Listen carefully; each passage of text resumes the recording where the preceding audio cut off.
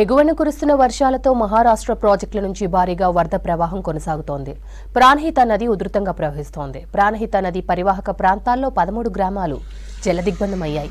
వారం రోజుల నుంచి గ్రామస్తులు తీవ్ర ఇబ్బందులు పడుతున్నారు. ఆదిలాబాద్లో వర్షాలు, వరదలతో ప్రజల ఇబ్బందులపై మరిన్ని డీటెయిల్స్ దేవిదాస్ అందిస్తారు. కురుస్తున్న వర్షాలతో ప్రాణహిత నది పొంగి ప్రవహిస్తోంది. భారీగా వరద నీరు చేరడంతో ప్రాణహిత నది పరివాహక ప్రాంతంలోని 13 గ్రామాలు జల దిగ్బంధంలో చిక్కుకున్నాయి. గత 6 రోజులుగా ఈ ప్రాంతంలో గ్రామాల వాసులు తీవ్ర అవస్థలు పడుతున్నారు. పూర్తిగా రవాణా వ్యవస్థ స్తంభించిందని చెప్పవచ్చు. ఈ గ్రామాల లో లెవెల్ వంతెనల వద్ద వాగులు పొంగి పొర్లుతున్నాయి. బ్యాక్ వాటర్తో దాదాపు 40,000 ఎకరాల పైనే పంటలు నీట మునిగాయి. దీంతో గ్రామస్తులు, రైతులు ఆందోళన వ్యక్తం చేస్తున్న పరిస్థితి ఉంది.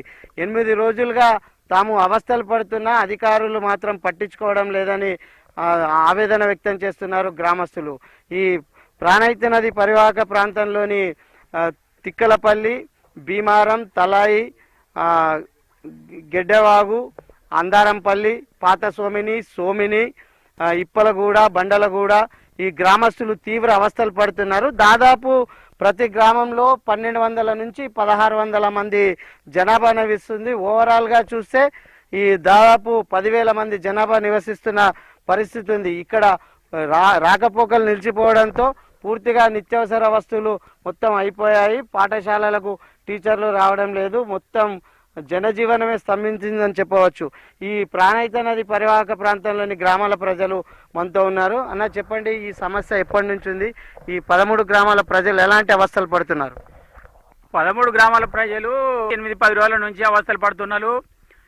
ఈ తినడానికి తిండి లేదు, బియ్యం లేవు, కూరగాయలు లేవు, పాలు లేవు, పోదామంటే హాస్పిటల్ లేదు, ఏ పనైనా పోదామంటే పడవలు లేవు.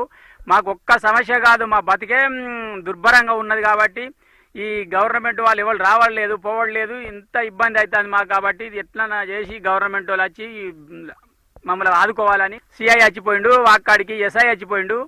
వాళ్ళు ఎప్పటికి చెకింగ్ 2 రోజులకు రోజుకొకసారి వచ్చిపోతాను. ఇక్కడికి ఇవాళ దాటద్దని చెప్తాను. నీళ్ళల్లో గోదావరిలకు కానీ జిమ్మల కానీ ఇక్కడ దాటే ప్రయత్నం చేయకుండా ప్రాణ నష్టం జరుగుతుంది. కాబట్టి మీరు ఎవరు రావద్దని వాళ్ళు వార్నింగ్ ఇచ్చిపోతాను. రోజు ఎవరు దాటడం లేదు. నేవ ఉన్నదిగా నేవ మీద కూడా దాటడం లేదు. 8 రోజులుగా ఉన్న వస్తువులు అయిపోయాయి. ఇప్పుడు ఏం తింటున్నారు, ఎలా ఉంటున్నారు? ఏం లేదు, గట్కా అంబలి తినుకుంటూ అవే పాత యుగం దగ్గర పోతే బదాలు చేసుకుంటానైనా కానీ బతుకుతున్నామే తప్ప ఏం లేవు తినడానికి. అడుగు కూడా బయటకు పెట్టలేదు. గత 8 రోజులుగా 192 గంటల పాటు నానా అవస్థలు పడుతున్నామని జల దిగ్బంధ బాధిత గ్రామస్తులు చెప్తున్న పరిస్థితి కనిపిస్తుంది. కొమ్రంభీం ఆసిఫాబాద్ జిల్లాలోని సిర్పూర్ నియోజకవర్గంలో దాదాపు 50,000 ఎకరాలు ప్రాణహిత నది బ్యాక్ వాటర్తో నీట మునిగాయని ఆందోళన వ్యక్తం చేస్తున్నారు. మరోవైపు గత 3 ఏళ్లుగా తీవ్రంగా పంటలు నష్టపోతున్నాము బ్యాక్ వాటర్తో. కానీ ప్రభుత్వ అధికారులు ఎలాంటి నష్టపరిహారం ఇవ్వలేదని ఆందోళన వ్యక్తం చేస్తున్నారు. గత పాలకులు కానీ, అధికారులు కానీ, లీడర్లు, గ్రామ సర్పంచులు కానీ ఈ సమస్యను నివేదించడంలో విఫలమయ్యారని ఆందోళన వ్యక్తం చేస్తున్నారు. ఈ పరివాహక ప్రాంతంలో ఈ లో లెవెల్ వంతెనలపై బ్రిడ్జులు నిర్మించాలని తాము ఎన్నో సంవత్సరాలుగా డిమాండ్ చేస్తున్నాము. అయినా పాలకులు పట్టించుకోవడం లేదని ఆందోళన వ్యక్తం చేస్తున్నారు. ఇకనైనా కొత్త ప్రభుత్వం ఈ ప్రాంత ప్రజలకు న్యాయం చేస్తుందని ఇక్కడి ప్రజలు ఆశాభావంతో ఉన్నారు. కెమెరామెన్ విఠల్తో దేవిదాస్, V6 న్యూస్, ప్రాణహిత పరివాహక నది గ్రామాల